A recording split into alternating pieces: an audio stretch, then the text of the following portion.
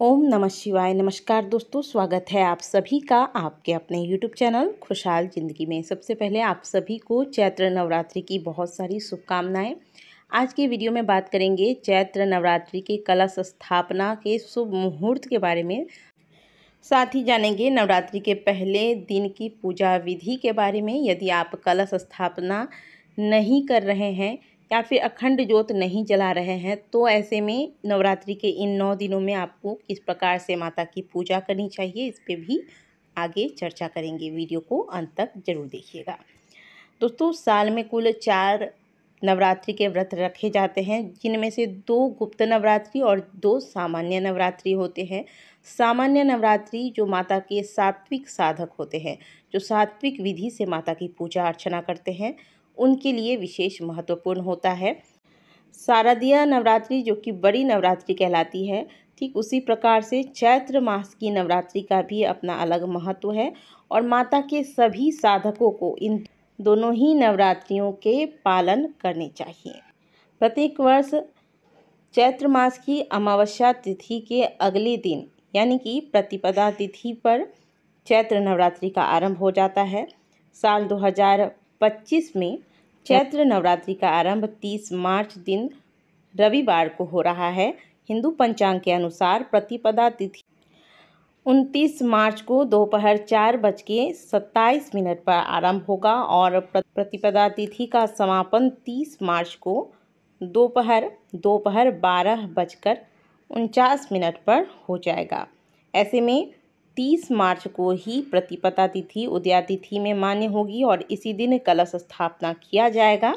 कलश स्थापना का जो शुभ मुहूर्त होगा वो होगा 30 मार्च दिन रविवार को सुबह 6:13 से सुबह 10:22 तक। कलश स्थापना का दूसरा मुहूर्त होगा अभिजीत मुहूर्त में, जो कि होगा दोपहर 12:10 से लेकर दोपहर 12:50 तक। इस बीच में आपको कलश स्थापना कर लेना है। इस बार की नवरात्रि में तृतीया तिथि का 6 है, इसलिए यह नवरात्रि कुल 8 दिनों की ही होगी।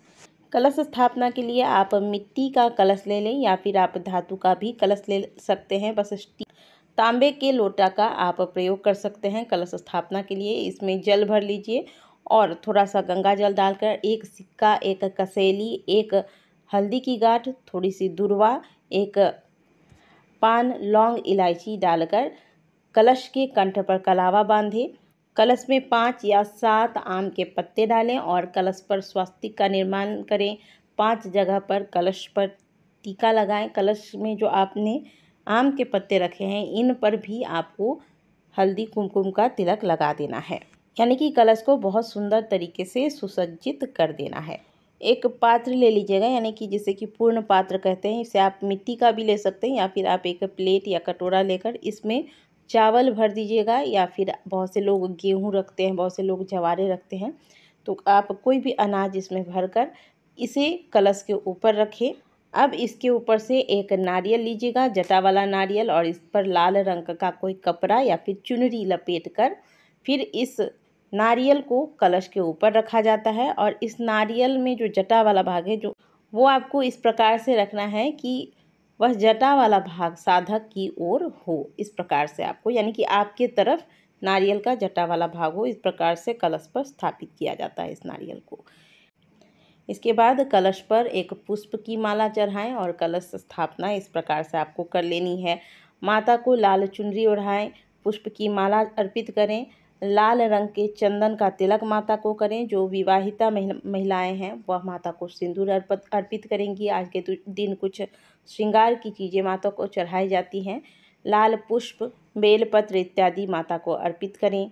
माता को नवरात्रि के पहले दिन लौंग की माला भी चढ़ाई जाती है, तो आप 21 लौंग की माला बनाकर माता को आज के दिन धारण करा सकते हैं। यदि आप अखंड ज्योत जलाना चाहते हैं तो अखंड ज्योत जला सकते हैं। इसी दौरान कलश स्थापना के बाद ही अखंड ज्योत जलाया जाता है और अखंड ज्योत जो आप जलाते हैं वह कलावे से जलाएं।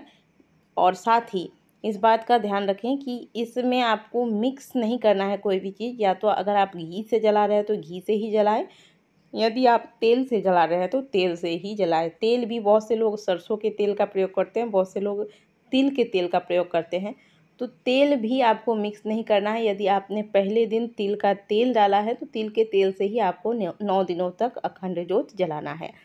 और आप सरसों के, बहुत से लोग कहते हैं कि सरसों के तेल से अखंड ज्योत नहीं जलाया जाता है, लेकिन आप अवश्य सरसों के तेल का भी प्रयोग कर सकते हैं अखंड ज्योत जलाने के लिए। इससे माता की कृपा से दुश्मन शांत होते हैं। इस प्रकार से आपको कलश स्थापना कर लेनी है, माता की पूजा कर लें, अखंड ज्योत इत्यादि जला लें। और जो लोग दुर्गा सप्तशती का पाठ करते हैं वो पहले दिन की पाठ कर लीजिए। इसके बाद माता की आरती करें। यदि आप कलश स्थापना नहीं कर रहे हैं या फिर अखंड ज्योत नहीं जला रहे हैं तो बस सामान्य विधि से माता की आप कैसे पूजा करेंगे ये भी जान लेते हैं। माता को प्रतिदिन आप एक लाल पुष्प, विशेष करके अड़हुल के पुष्प अर्पित करें, बेलपत्र अर्पित करें। जो विवाहिता महिलाएं हैं माता को सिंदूर चढ़ाएं। प्रतिदिन माता को लौंग बतासे का भोग लगाएं और गूगल धूप माता के समक्ष जलाएं। इससे माता प्रसन्न होती हैं। और दुर्गा सप्तशती का यदि आप पाठ करना चाहते हैं तो वो भी कर सकते हैं। कोई आवश्यकता नहीं है कि कलश स्थापना जो करेंगे वो ही पाठ कर सकते हैं। बिना कलश स्थापना के भी आप दुर्गा सप्तशती का पाठ कर सकते हैं। बस इन 9 दिनों में आपको भोजन का भी ध्यान रखना है। प्याज, लहसुन, अंडा, मांस, मदिरा, इन चीज़ों का पूरी तरीके से त्याग करें। घर में किसी को भी इन चीज़ों को घर से बाहर लेने की भी अनुमति ना दें। इस प्रकार से आपको इन नियमों का पालन करते हुए माता की प्रतिदिन पूजा करनी है। पूजा के पश्चात माता की आरती अवश्य करें। घर में यदि आप नवरात्रि के नियमों का पालन करना चाहते हैं तो एक नियम ये भी रखिएगा कि प्रातःकाल और शाम के समय, दोनों समय माता की आरती होनी चाहिए। और माता की आरती कर्पूर में लौंग डालकर करें। साथ में आप घी की बाती भी बना सकते हैं, लेकिन कर्पूर में लौंग डालकर इस से माता की आरती करने से माता प्रसन्न होती है और घर की सारी नकारात्मक ऊर्जाएं भी इससे समाप्त हो जाती हैं। तो इस प्रकार से आप नवरात्रि पर बिना कलश स्थापना व बिना अखंड ज्योत लगाए भी प्रतिदिन पूजा कर सकते हैं। और आज की वीडियो में हमने आपको कलश स्थापना के शुभ मुहूर्त बताए हैं। इस मुहूर्त के अनुसार ही आप चैत्र नवरात्रि के कलश स्थापना को करेंगे। आशा करते हैं कि दी गई जानकारी आपको अच्छी लगी होगी। वीडियो अगर आपको अच्छी लगी है तो वीडियो को लाइक ज़रूर कीजिएगा। मिलते हैं आपसे अगली वीडियो में, तब तक के लिए ओम नमः शिवाय, हर हर महादेव, जय माता दी।